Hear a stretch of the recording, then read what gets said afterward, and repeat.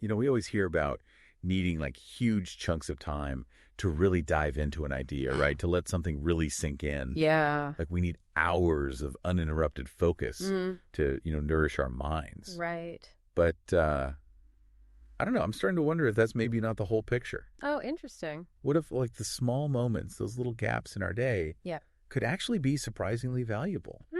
I like where you're going with this. Like those few minutes you're waiting for something, or just a pause between tasks. Yeah.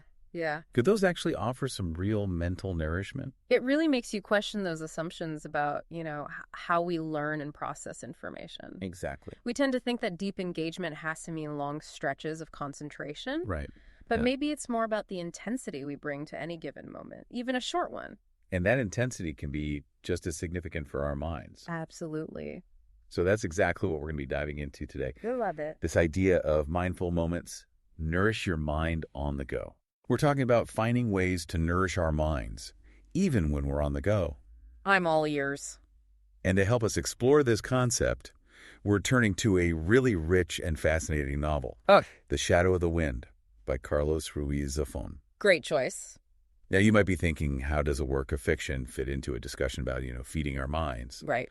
But a novel like The Shadow of the Wind is so much more than just entertainment. Oh, absolutely. I mean, it's a whole world of stories. Right. Complex characters, profound observations about life and memory and what it means to be human. That's true. And even just dipping your toes into that kind of world, even for a short time, can really spark something in you. Absolutely. It can make you think differently about things. Yeah, offer some fresh perspectives. Totally. So that's our mission today. Okay. We're going to uncover how these little encounters with stories and ideas, even within a novel, can provide like real mental stimulation. I like it. And, maybe even a shift in perspective. Yeah. Especially when life feels super demanding. Right, when you feel like you barely have time to breathe. Exactly. It's not about becoming literary critics or anything. Right. It's about how these stories resonate with us, how they can enrich our inner world. Exactly. What fascinates me is the idea that even short bursts of focused attention on the right material can actually have a significant impact on our minds. Totally. It's about the quality of the engagement, not just the quantity of time. Exactly. So let's jump into the novel itself. Okay. One of the most striking images in The Shadow of the Wind is that of the Cemetery of Forgotten Books. Oh, yeah. Remember Daniel's experience there with his father? That's a powerful scene. And that unique tradition. Right. Choosing a book and adopting it for life. Exactly. Promising to never forget it. Yeah. Daniel spends so much time wandering through that place before he finally chooses The Shadow of the Wind. He does. It's almost like a sacred ritual. It is. A real commitment. So when we think about this tradition in the context of our discussion on mindful moments, Okay. what jumps out at you? Well, I think it highlights the importance of intentionality. Okay. Daniel isn't just grabbing any random book. Right. He's making a conscious choice, a deliberate decision to connect with that specific story. Right. And that's something we can apply to our own lives, even when we're short on time. Yeah. Choosing even a small piece of content, a poem, an article, a passage from a book. Yeah. And really engaging with it. Right. Giving it our full attention. Exactly. Even for a few minutes. Right. That can lead to a much deeper and more lasting connection. Interesting. And that can provide us with opportunities for reflection long after we've finished reading. So it's almost like by choosing carefully and focusing even for a short time, we create this ripple effect in our thinking. I think so. It makes you wonder, how often do we really engage intentionally with the information we consume? Right. Even just for a few minutes, the Cemetery Forgotten Books with all those endless possibilities. Yeah. It's kind of like a metaphor for the constant stream of information we face every day, right? I always see what you mean. Daniel's deliberate choice reminds us that we have the power to choose what we let into our minds. Even in those little bursts. Exactly. The novel also introduces us to some really unforgettable characters. It does. And their lives are so intertwined with books. Oh, yeah. Take Davo Barcelo, for example. The secondhand bookseller. Right. He's such a great character. He really is. He embodies this deep passion for literature. Yeah. For him, his bookshop isn't just a business. Right. It's a sanctuary for stories. I love that. And what's really insightful is his willingness to prioritize a reader's connection with a book over profit. Right. He often lowers his prices. He does. Or even gives books away. Yeah. If he thinks the reader will truly appreciate it. Yeah, to the right person. Exactly. That's really powerful, isn't it? It is. It speaks volumes about his belief in the power of stories. Right. It's not about the object itself. It's about the journey it can take you on. The intellectual and emotional journey. And for him, that's more important than money. It really shows you how much he values access to these narratives. Right. And how they can change you. Transformative, even. And this connects back to our idea of mindful moments, right? Absolutely. Even a brief encounter with a story, if it really resonates with you, can have a huge impact on your mental landscape. I think so. And then there's his amazing memory. Oh, yeah. He's like a walking encyclopedia. He is. Yeah. And those discussions they have at Els Quatre Gats. I love those scenes. Me too. All those lively conversations about literature. It really paints a picture of a community that's nourishing their minds together. Through shared experiences with stories. Exactly. And it's not just Barcelo. Right. Think about Clara. Oh, yeah. And her search for Julian Carax's books. She becomes almost obsessed. She does. After reading just one of his novels. Right. She spends years trying to track down his other works. It's amazing. It really shows you the power a single story can have and the lasting impact of an author's unique voice. It can shape your interests, your relationships even. Absolutely. So in the context of mindful moments, what can we take away from Claire's experience? Well, I think it shows us that even a single encounter with a powerful narrative can leave a deep and lasting impression on us. Right. It can shape our thoughts and emotions for years to come. It's not always about the amount of time we spend with something. Right. But the depth of our connection to it. Exactly. And how it makes us feel. So that emotional connection, that's what keeps those ideas alive in our minds. Long after we've finished reading or listening. It becomes like a mental touchstone.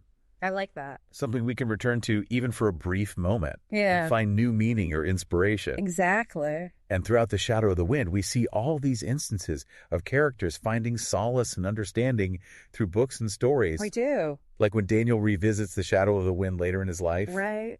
And discovers all these new layers of meaning. As if he's reading it for the first time. Exactly. Or when Clara finds a connection to the Red House. Within Carax's writing. Yeah, those little connections between different narratives. They can spark new insights. Totally. They can broaden our understanding. And don't forget Barcelo's habit of lending books and films to Bernarda. Oh, right during your tough times. It's like he's trying to offer comfort and escape through stories. That's beautiful. Even when time is limited. It's a good reminder that even a short escape into a different world through a story can offer a fresh perspective. On our own challenges. Right. You know, it's interesting to think about how this relates to the way we consume content today. Okay.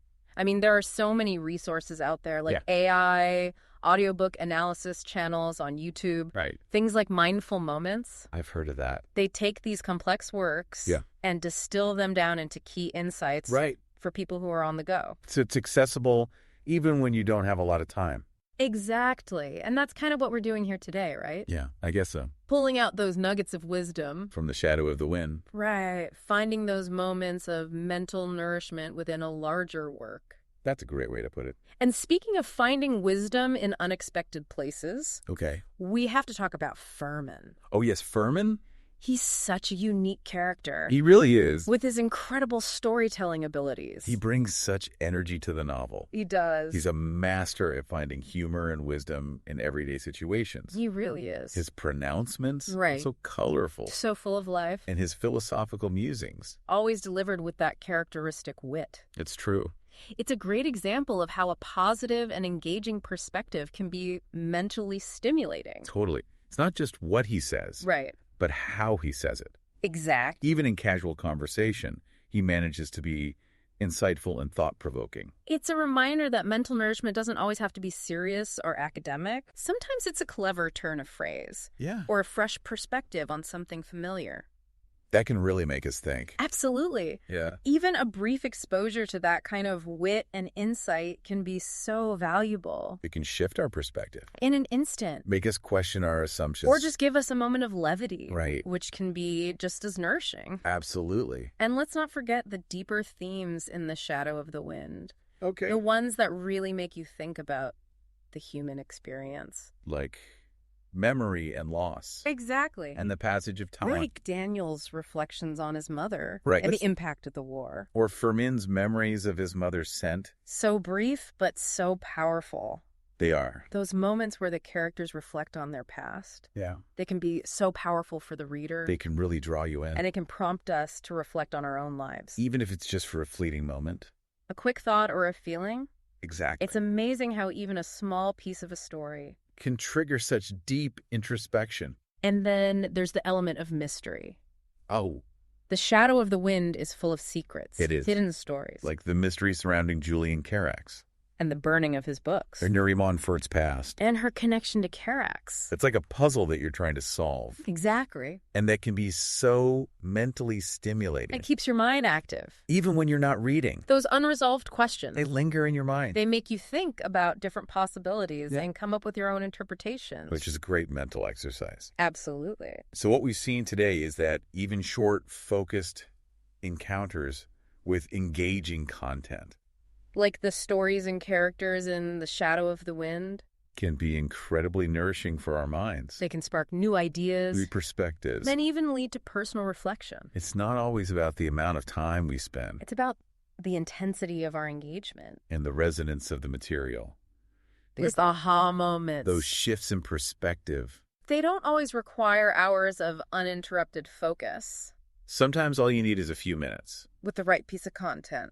So as we wrap up today, okay, I want to leave you with this thought. Okay. How can you incorporate these mindful moments into your own life? Even if it's just for a few minutes each day. What unexpected insights might you gain? From those little mental pauses. It's about being present. Aware of the potential for growth. Even in the smallest moments. Exactly. And for more deep dives into fascinating topics like this, be sure to subscribe to The Deep Dive. And if you enjoyed this exploration of mindful engagement, share it with your friends. Anyone who might appreciate a fresh perspective on mental well-being. And don't forget to check out the link in the show notes. For mindful moments. Nourish your mind on the go. It's a great resource. For AI-narrated insights designed for your busy life. Thanks for joining us today. It's been a pleasure. Until next time. Keep those mindful moments going.